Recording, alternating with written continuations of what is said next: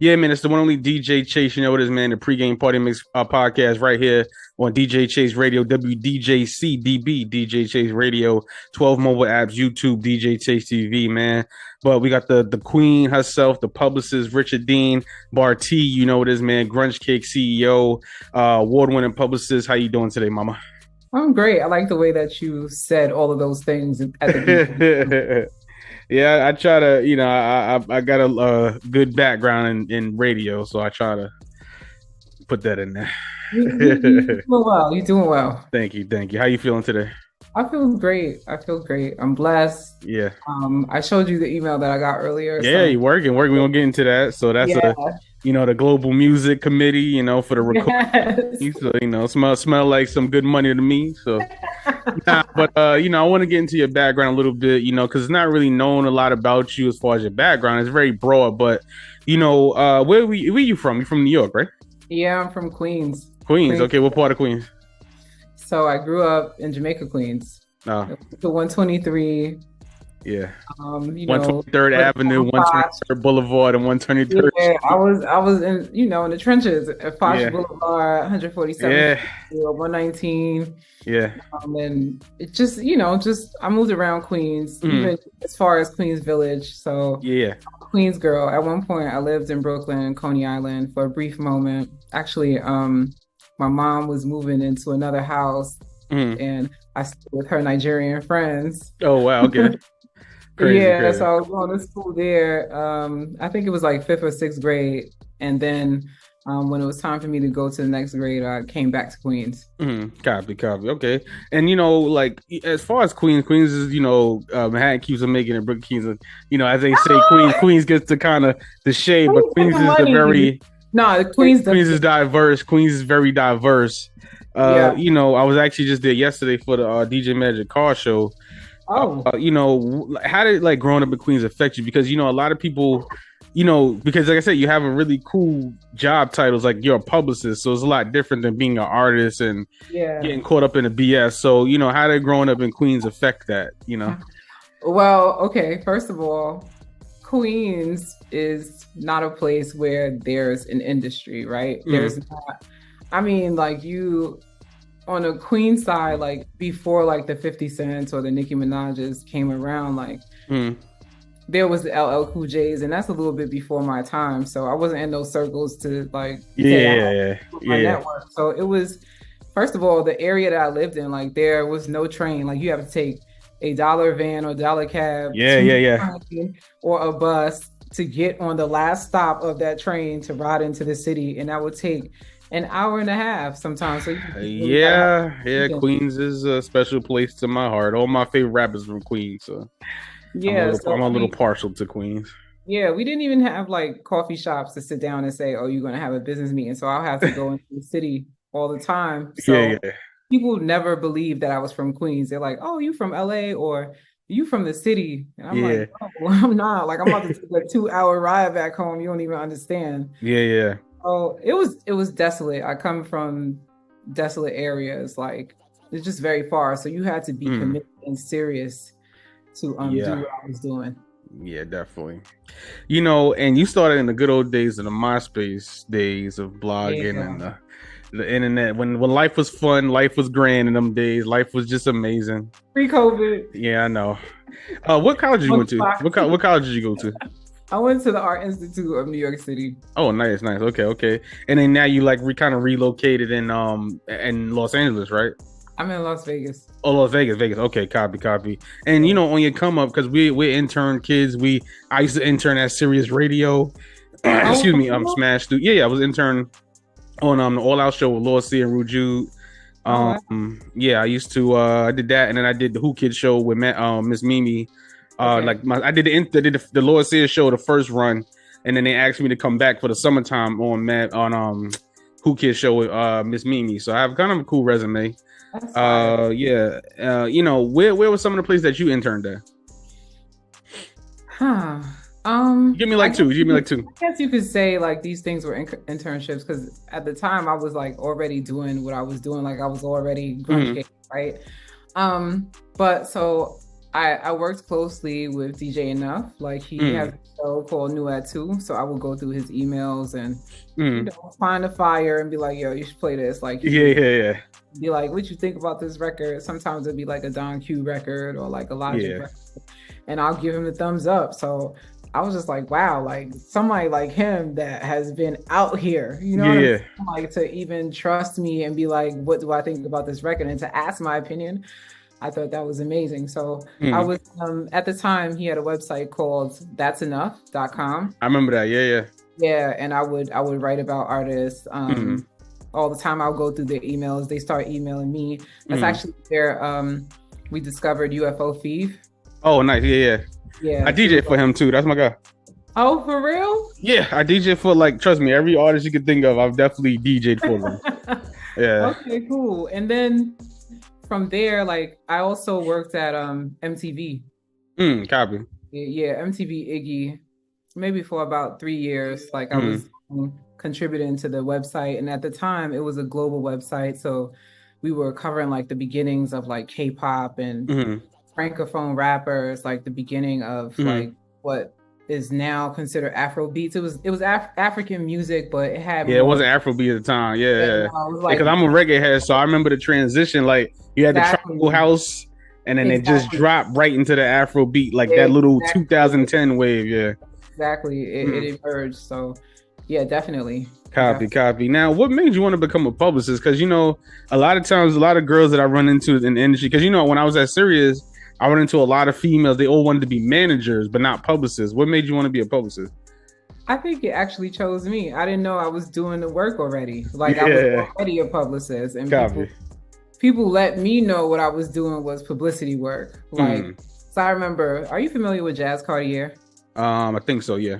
Out of Toronto. At the time, like when I was at MTV, I was listening to his music. Like I would just go through YouTube or like just check my emails or like I'll have a lot of artists following me because I have my own website.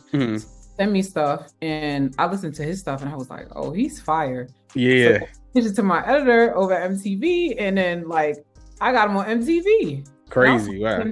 Facebook to like get like the you know, the information. So when people were seeing that, like, yo, you got this dude on MTV. Like I got a lot of artists for the first time, like their first couple looks. Yeah. Akon, who is now an actress, you know, the Asian actress. Like when she was making music, I covered her on MTV also. Nice. I've been part of a lot of people's like transition or growths. Nah, that's really dope. That means you're expensive at this moment. Somebody know. Nah, you know, Grunge Cake, like you have that since 2007, correct? Am I getting that right? Yeah, you know, that was the age of the blogs, like the Rap Radars, the what's the other one that I used to be on? Yeah, all them joints. I used to be on all of them. Because I actually was on Rap Radar. They actually featured us when I was on Sirius. He actually made one of the posts on Rap Radar on B-Dot. I always see him at all the events. So you know, they supported me in the past. At one point, I was working some Troy Ave records. Got you. They would support me. Yeah. And you know what? What I'll say is I learned a lot because I was just a writer. Like, I didn't know people's business and like what was going on behind the scenes. So like all of that like kind of freaks me out. Like when I started playing, I'm like, oh, it's not just music. It's all these other things going on. So yeah, that's what it was with me too. Like honestly, it kind of changed my perception on the game a little bit too. Like being this, because I was like the super intern, like I was the intern's intern. Like I went hard for that job, and I was just like, you know, the more and more I started learning the business, like even like early J. Cole, like I used to talk to Angela Yee all the time. She would give me mad game, like Lord Sear, like just, you know what I'm saying? I was just there like a fly on the wall, just learning everything. And you know, it's crazy, you know, that you learn so much from that. You know, did you say, okay, like when you came up with the name Grunge Cake, where did that name come from? Well, I knew that I wanted to tell people stories. But also I'm telling my own. I didn't realize it. But, you know, like from the beginning of everything, like my parents were immigrants. Like they weren't born in the U.S. So like I saw what it was to like make things shake. Like it wasn't always easy. So it's like, okay, but they came here for a reason, and for them that was success enough. Like, Yeah. these other things is extra, like it's what Melissa's trying to do, but for them it's like back home, whatever they was going through, they were trying to just get from point A to point B. So that's what it was for me. Like, point A for me, at least in my reality, is tough. Like, that's the beginning of something. That's like your genesis. It's what you achieve or aspire to be, and then the cake is that thing, whatever it may be. Like, if it's somebody that is trying to get up in the morning and maybe they can't walk, maybe broke their leg or something, like, but eventually they start walking. Like, it doesn't need to be like somebody making billions of dollars. It's just you getting a song heard, right? And then it played somewhere, whatever it is. Like, so that's what it is for me. It's a dichotomy of two different things. Nah, for sure. I feel that. And it's great that you say that, because like I said, a lot of times people look at me and I'm like, bro, like, I'm happy. Like, I'm content. Like, and not content as far as the money. I'm like, I've been DJing since 2005. Like, I've made a lot of money. Like, you know what I'm saying? It's like, and people they think that a lot of times they see, once again, the internet has really made people so self-conscious to the wrong things. And I'm like, that's not real. Like, it's not, like, don't believe that. Like, you know what I'm saying? And I want to get into the question of this. Like, I run into, probably this year alone, I probably met 2,000, even on the internet, because I'm on Groover, so I probably 2,000 artists this year already. Probably more than that. Wow. What are some effective ways that artists can brand themselves? Like, what do because there's I can say it, but they ain't gonna listen to me. So I need a professional, super professional. I'm not a professional, apparently. So what? Yes, you are. First and foremost. What are some effective ways that artists can brand themselves and sell music at the same time? Not just try to go viral, but sell music while branding themselves. Like, back when we were coming up, like in the 90s, like when you looked at somebody, you like, oh, that's Slick Rick, like, and this is his thing, like the iPad or whatever it is. Like, whenever I look at an artist, I should be able to distinguish what makes them different from the beginning, whether I'm going to their page and it's like, oh, this is I don't know, this is the country Post Malone or whatever it is. Like, artists don't like to be pitted against each other or like said that they're like this person, but that's how marketing works, because when you're marketing something, it needs to fall in line or be able to sit next to this thing on the shelf for a consumer to buy it. So if I'm looking at somebody's page and then I'm thinking like, oh, this person looks like WizKid, like, then I want to hear what they sound like. I'm just automatically curious. Or if they have like a decked out, maybe the theme of their album is blue. It's like, I want to know why. You know what I'm saying? Like, so the image part is very important. And then, hopefully when we press play, everything adds up. Got you. Yeah. And what do you look for as far as a client? Like, all right, money is not, as we know in this business, all money ain't good money. Sure. What do you look for when choosing a client? Like, say somebody comes up to you like, Ms. Bartee, what could you be my publicist? What do you look for in that? I hope that they're easy to work with. Got you. Like, if you're coming to me, that means that I'm the expert.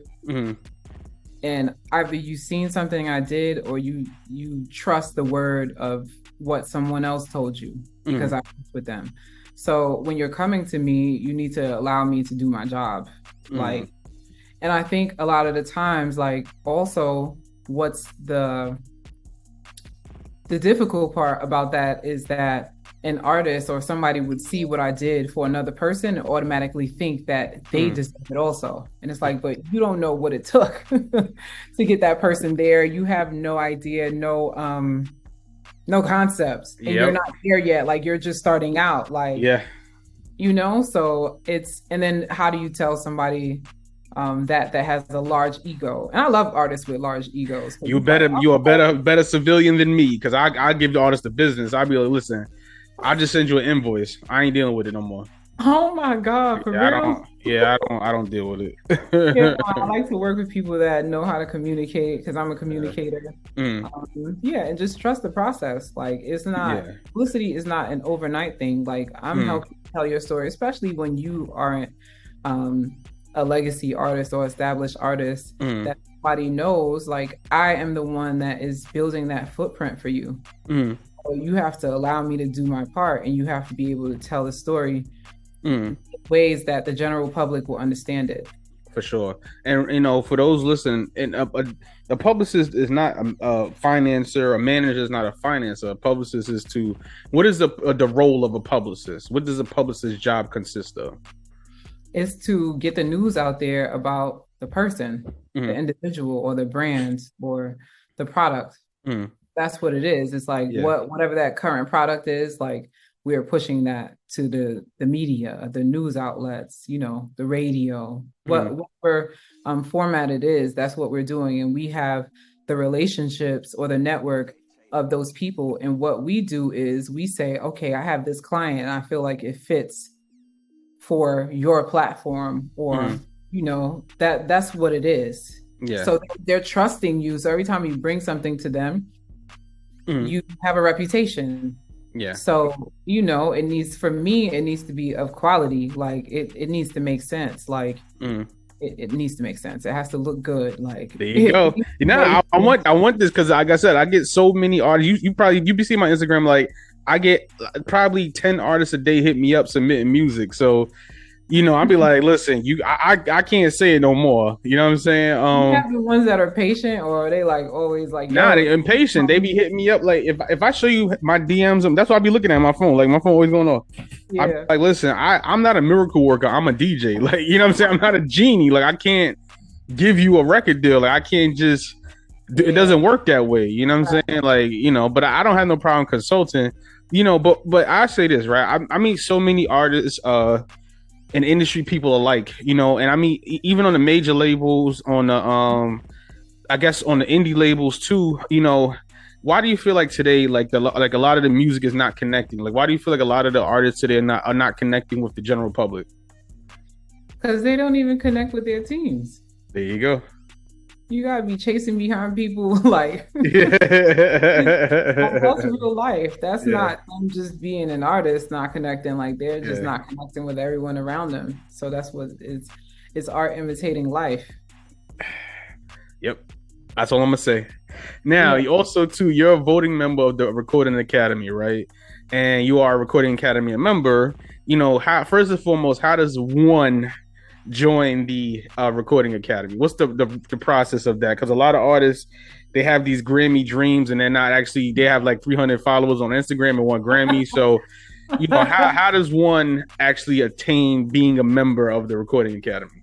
Well, okay, so follower count doesn't matter. You can have one follower. I know. I'm talking about winning a Grammy. Yeah. Nah, even with winning a Grammy, like the music needs to be up to par. You need to be within the network and working with people that the Academy, like it's a certain caliber of music and sound, like a different pedigree. So if a lot of Grammy award winning people, like outside the popular ones that we know, they win Grammy, they may not have that many followers. But to answer your question, like you have to be nominated. Like people have to nominate you, whether they are in the Academy or they aren't. Like so, but it needs to be like someone that basically can speak for you, like and can like solidify what you do as a music professional. So that could be maybe a teacher, your music teacher in high school, and they can talk about how brilliant you were. And now with everything that you're doing, they can understand it because you were this person in school and you got these grades and you were creative. Or it could be like a mentor. They can talk about you and, say like, I feel like this person deserves to be in the Academy because they are very passionate about music rights or, like those kind of things. So I also want to say that the Recording Academy is not just about the Grammys. Like we celebrate every year, we go out and have fun. That's actually one of my next questions, because I was like, all right, what's the benefit? That's what I'm sitting here looking at. I'm like, all right, what are some of the other benefits of being a Recording Academy member? Oh man, like you get to really learn about music laws and contribute. And stand up for music makers. Like I've done like district advocate stuff, like where signing letters and sending them to like the government to speak on behalf of people that make music and to make sure they get their royalties from radio and like all of these things like that are very important for the livelihood of artists, because artists usually get like the end of the stick. Even me being a publisher, that's what made me actually become a music publisher. Everybody's like, you a DJ? I was like, hell no, I'm a publisher. Like people like when I tell people I'm a music publisher, they look at me like I have 3 heads. I'm like, I'm a music publisher. Like and I'm telling them, and the reason I even say that is because my next question is going to talk about your you've been accepted to the committee of reggae and global music. And I was just saying, like, a lot of the reggae artists, I'm a reggae, you have to play as a DJ. But I know a lot of the reggae artists, so like Chino, Adonia, like all of the guys, like those my guys. So they not getting publishing. So a lot of times, how do you feel like you becoming, like I said, being on a committee that focuses on reggae and pushing global music forward? How do you feel like that's going to help that situation? Like a lot of, even like the Afrobeat artists, the Nigerian artists, they just post on the blogs, but they not getting the return on the investment. How do you feel about that? I think that I always open myself up for people to tell me what the problems are, because I'm not aware of most of the problems, right? Like I love music. I love writing about music. So I'm always coming from that end. As far as reggae goes, like I'll reach out to the people that are in those spaces that are as serious as I am and figure out, like, try to identify what the issues are and hopefully help them like set up what it is for them to be able to get those things. Like I realize that like a lot of people aren't signed up to like BMI or ASCAP or anything, making music and just putting it on YouTube or whatever it is, and that's absolutely insane. I trust me, I even consult artists because I feel so bad for them. I'll be like, listen, the first thing I ask the artist, even like with me, I'm like, listen, there's more to it than a DistroKid account. Like you gotta really like it's a lot of a lot of stuff, and you also have these fake managers out here and fake publicists out here telling these artists the wrong thing. You know what I'm saying? So I'm like, listen, you got to set it up. How you gonna how you gonna make your money? Like, yeah, that's true. That's true. I mean, one thing, people outside of the industry have very interesting perspectives on what it actually is or what the music business is. Everything that you've heard, those things definitely exist. But it's not everyday occurrences for the most part. Like if you are keeping your heart clean. Listen, church on Sunday. That's what I say. Yeah, like sure. But I mean, even a few months ago, I was written about in one of the Jamaica Observer, and I was making a call out to dancehall because I've been seeing a lot of things about people being upset about the space in which Afrobeats is right now and feeling like reggae took it over or replaced it. And I don't want people to feel that way. I want us to come together and try to make collaborations. I mean, that stuff is already happening. Like if you look at some of the collaborations that's been happening between like Afrobeats and dancehall artists or reggae artists is amazing. Like Skip Marley and Iris Star released something last week. So it's not going anywhere though. Like even like from when I started DJing reggae, it's like it's not going. It's probably bigger than it was now. I think just the like you said, the publishing aspect of it and the monetary part of it is just missing there. The disconnect. But I think that like what you're doing is like super duper like really really important. You know what I'm saying? Like I've worked with a lot of, like I said, the reggae artists. They always send me dubs, and I'm like, y'all not getting paid for this. Don't do that. Like you know what I'm saying? Like you get what I mean? So yeah. We need structure, like just all around, like especially for Black music. Yep. And that's global. It's all around the world. So like, you just trust me. I think for a lot of us, it's like an escape, and so we're just happy with doing that and not really thinking about like the business side. Yeah. But somebody, a manager or whomever, needs to really come in and say like, okay, this is how we do things. That's like this one young lady named Jay Yoko, like she does this kind of work, and I extended the invitation to her to join the recording academy because I'm like, okay, she's doing the work. Like she is amazing, and she was accepted into the academy. So yeah, I'll share. You should actually interview her. I pick her. Listen, I'm in it. Send her my phone. We set it up. I will. Look, one of my last questions is this, right? A lot of the misconception, because even me, I had to kind of like get out of that because people was thinking this. How do you feel about the misconception of like this whole the major labels is trying to rob me and this whole foolishness of I'm like, listen, I be telling art, I have to tell, nobody's trying to rob you. Like, unlearn that. It's like, unlearn that. Like, I'm like, how expensive it is to be independent? Like, literally, like how expensive this is. Like, is how do you feel about that misconception of that? So I actually speak about this a lot amongst my peers. Yeah. I've seen some label contracts, I've seen offers, and it's like you could read these things and see exactly what the proposal is. Like if you're not with it and you're not desperate, then don't sign not it. that hard to read. Like like it's so I always say like sometimes it's mixed with desperation, and if that's what you want to deal with at that time, that's fine. Yeah. Like be mad at yourself though. Yeah. Like be accountable, and then if you want to change it, then you have the right to go ahead and change that also. But like I think a lot of the times, like I mean, because I have family members that are also in the music business. I mean, like it's not like we had anybody when we were trying to get in, but now we're in, and I'll see some of the things and I'm like, thank God, like you related to me, because they don't just be jumping for whatever like the offer is. It's like wait and sit, because I'm like, I'll explain it to them and break it down. Like, look, all right, you take this sum now, like what is that going to be within the next 2 to 4 years? Like, is that going to really like fulfill the type of artist that you want to be? Is that going to sustain your lifestyle? Like you got to think about all these things, like how much of that is going into your marketing budget, like just you got to be careful, because for sure you think like, okay, like all right, I'm getting $1 million deal, and then you have a 2-3 album commitment. On that $1 million, you got to stretch that over 3 albums, which could be forever. You know what I'm saying? So exactly, like how many years? 10 years, like 5 years? Like that's not enough.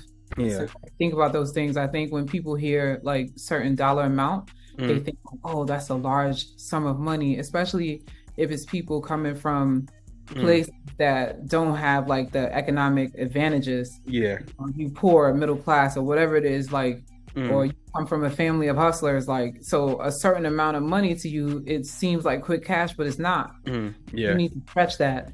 And that's one things with me. Like when I had my artist, Molly McCoy, I was working.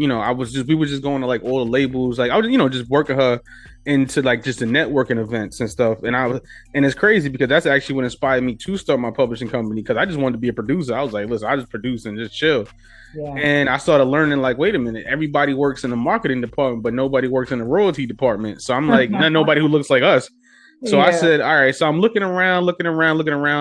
And I was like, okay, I could do this. You know what I'm saying? Just collecting your own money. So I'm like, that, like, you know what I'm saying? So, but we could do this all day, man. Because they get ready to cut me off. What's my last question is this, right? Do you ever see yourself starting a label? I actually did in 2010. You did? I did. If you Google it, you'll see it. Oh, where? The problem is that I love them dearly, because I know they'll see this. Okay. But I had a team of people who weren't equipped, and they weren't as passionate or driven as I was. Gotcha. And that was the problem. So when it was time for me to delegate, they couldn't handle it. And that's when I realized how much work I was actually doing. I'm going through that right now. So I'm like, like there's not too many people like me. So I'm like, I'm thinking that they can like carry the weight, and they absolutely could not. Like, people have different mental states and all kinds of things. So I think that, I still speak to them now, and we wish each other well, and they still support me, but they really didn't see where I was going. I mean, when I look back at it, we were doing really well. Like my artists was getting South by Southwest shows at that time, like getting booked in Denver. The stream numbers were really good. Like you could see like the label was working. Yeah. Yeah, it was strictly independent coming out of my pocket. Same here. I know the feeling, mama. I know what it is. That's why I respect you, because you came across and you just do it. You know what I'm saying? A lot of people I meet in this industry, they look down on you for some reason. You never did that. Like you sent a real presentable email. You know what I'm saying? You was very respectful just off that. And like I said, you didn't, you know what I'm saying? I didn't have 10 million followers or a blue check, and you still treated me as such. And then we, started building a rapport. So I appreciate that. Of course. Wait, first of all, the media, I don't care what level you at, is very important. Thank you. Very important. Like, so anybody watching this, y'all need to understand that. Like, yeah. And then what happens usually is people in the media, like they move around or they know other people. If you leave a great impression, they'll talk to the other people. This is literally what happened to me. Like, they'll see like who I was working with, or who I'll be like, oh, y'all heard this artist? And they'd be like, nah. And then it'll be my friends at like all these other big publications, and then they writing about them. I had no idea that was publicity. Like, yeah.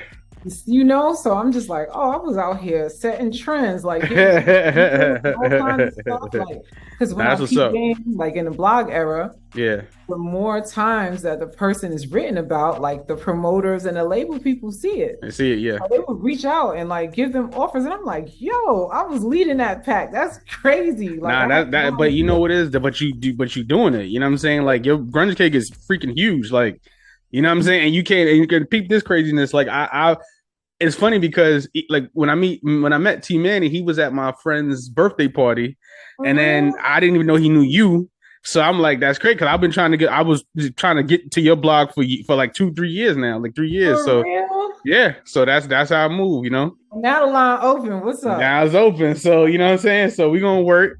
And then before we get out of here, how can any managers, they're gonna see this and artists? I'm the underground king in New York, so they love coming to me for every life problem solving thing what they can have. So how can the managers, the booking agents, the producers get on the blog first? Not even the publicists, because I know they can't afford you, but the blogs. How can they get on the blog at least?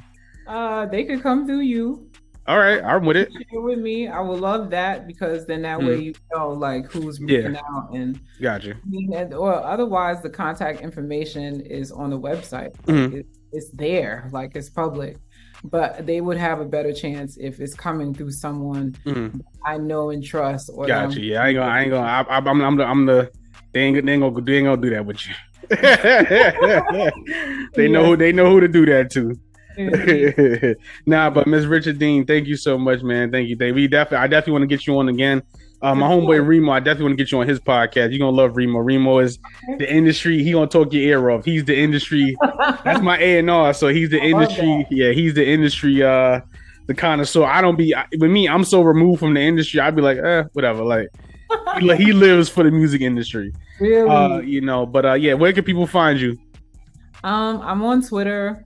It's The Yams TH. The Yams TH. Or on Instagram, my first and last name, or you can go to grungecake.com. There you go. You know this, man. It's DJ Chase, the pregame party miss podcast, right here with the Grunge Cake CEO, award-winning publicist Richardine Bartee, right here on WDJC-DB, DJ Chase Radio, DJChase.net, YouTube, DJ Chase TV, and Spotify podcast and Apple Podcast. You know this, man. It's DJ Chase, the pregame party miss podcast. Yeah. DJ Chase TV. It's official.